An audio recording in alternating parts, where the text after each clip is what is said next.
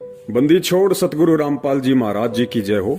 परमपिता परमेश्वर सतगुरु रामपाल जी महाराज जी की सभी आत्माओं को मुझ पवन दास का सत्साई।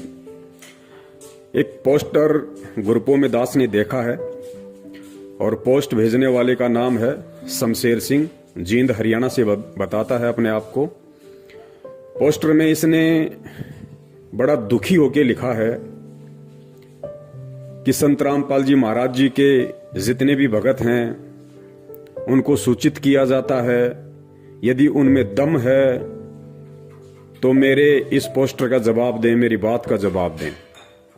आगे ये लिखते हैं कि सन 2006 से लेके 2018 तक मैं संत रामपाल जी महाराज जी से जुड़ा रहा और आज मेरे को सतलोक आश्रम मैनेजमेंट हरियाणा के द्वारा गुरुद्रोही घोषित कर दिया गया, पीला पर्चा निकाल दिया गया। अगर मैं गुरुद्रोही हूं तो भाई सन 2006 से लेके 2018 तक मेरे से जितना भी पैसा संत रामपाल जी महाराज जी के द्वारा या उनकी कमेटी के द्वारा जो दान रूप में लिया गया है, यदि मैं गुरुद्रोही हो गया, मुझे गुरुद्रोही घोषित कर दिया संत रामपाल जी महाराज ने, तो वो मेरा सारा का सारा पैसा ब्याज समेत लौटाएं और इस मैसेज को संत रामपाल जी के सभी भक्तों तक और मैनेजमेंट तक पहुंचा दें। भाई शमशेर सिंह, जींद हरियाणा वाले, पहली बात तो ये कि हम ना तो तेरे नौकर हैं ना हम तेरे बाप के नौकर हैं।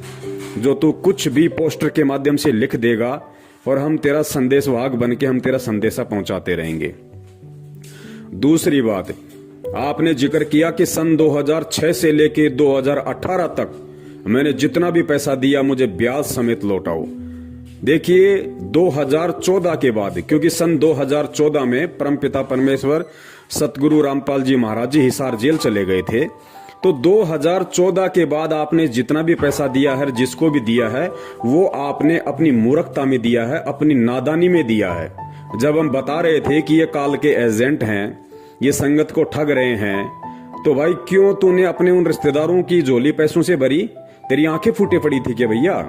तुझे दिखाई नहीं दे रहा था क्या? तू मेरे से बातचीत नहीं किया करता था क्या? मैं तेरे को सच्चाई नहीं बताया करता था? सब बताया करता था। घंटों घंटों तेरे से मेरी बातचीत होती थी। उसके बाद भी तूने दिया था। सन 2014 के बाद 4 साल में तूने जितना भी पैसा उनको दिया होगा, वो तेरी मूर्खता थी, वो तेरी नादानी थी, वो तेरी बालक बुद्धि थी। रही बात सन 2006 से लेके 2014 तक दिए गए दान की, तो कान खोल के सुन। ना तू पहले संत रामपाल जी महाराज जी का भगत था, भले तेरे को तू कहता ना कि मेरे को सार नाम मिला हुआ है और मैं सन 2006 से जुड़ा हुआ हूं। आज के तेरे जो कर्म हैं, आज की तेरी जो भावना है, वो साबित करती है कि तू पहले भी संत रामपाल जी महाराज जी का भगत नहीं था, तू खाली नाम का भगत था। क्योंकि परमेश्वर अंतर्यामी है, उनको पहले से पता होता है कि कौन नादान, कौन नालायक कब मेरे से दूर होगा और आगे चल के मेरे प्रति और इस भक्ति मार्ग के प्रति क्या उसकी भावनाएं हो जाएंगी। और तू तो भाई दत्तात्रेय का भी बाप निकला। तू कभी विहंगम पंथ में जा रहा है, तू कभी मदन पंथ में जा रहा है, कभी किसी पंथ में जा रहा है। ठोर ठिकाना तो है ही नहीं तेरा। तो मैं ज्यादा बात नहीं करूंगा, तेरी बात का सीधा सा जवाब यही दूंगा कि 14 के बाद तूने जो भी दान किसी को दिया है सतलोक आश्रम मैनेजमेंट हरियाणा को, तो वो पैसा उनसे मांग। उस पैसे का ढिंडोरा या मत पीट कि संत रामपाल जी महाराज जी मेरा पैसा दे दें। वो पैसा तेरा जिसने लिया है उनसे मांग। रही बात 2006 से लेके 2014 तक के दान की, तूने संत रामपाल जी महाराज जी के आश्रम में रहते सहते जितना भी दान किया होगा, वो आज इस पोस्टर के माध्यम से तेरी खुद की औकात बता रही है कि तूने कितना पैसा दिया होगा। मुश्किल से इन 8 सालों में तूने 50,000 या 1 लाख से ऊपर नहीं दिया होगा। मुश्किल से हद मार के 50,000 या 1 लाख से ऊपर तूने नहीं दिया होगा, जिसका तू ब्याज मांग रहा है। तो सुन और कान खोल के सुन। और मैं निवेदन करूंगा सभी भगत भाई बहनों से, जो जो इस ऑडियो को सुन रहे हैं वो सभी ग्रुपों में डाल दें, और विशेषकर जिन जिन ग्रुपों में ये शमशेर जुड़ा हुआ है और वास्तव में ये गुरुद्रोही है, मैं इसको बोलता हूं गुरुद्रोही।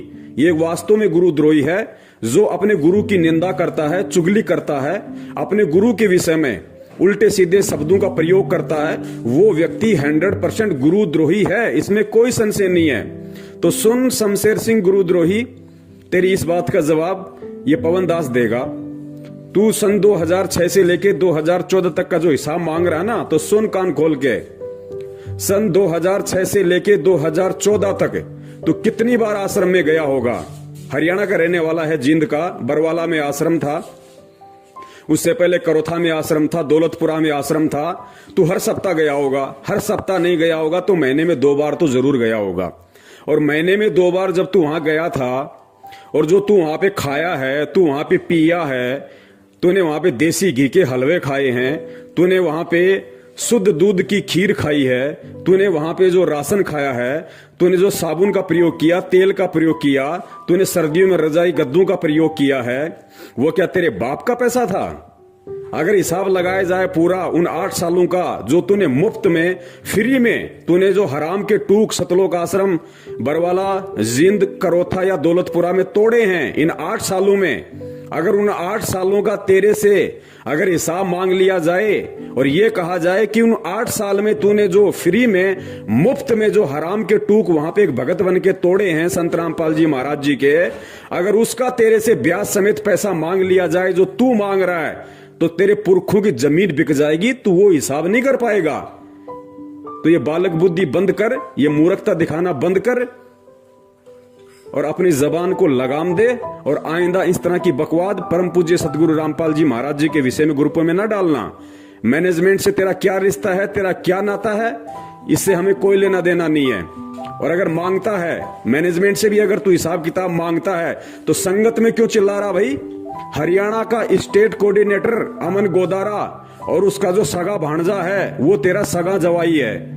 तूने हरियाणा के स्टेट कोऑर्डिनेटर अमन गोदारा के सगे भांजे के साथ अपनी लड़की की शादी कर रखी है। अगर तुझे हिसाब मांगने का इतना ही शौक है तो हरियाणा के स्टेट कोऑर्डिनेटर से जाके मांगना, उसके घर पे जाके मांग। संगत में क्यों चिल्ला रहा है? खाली मान बढ़ाई के लिए, दिखावे के लिए।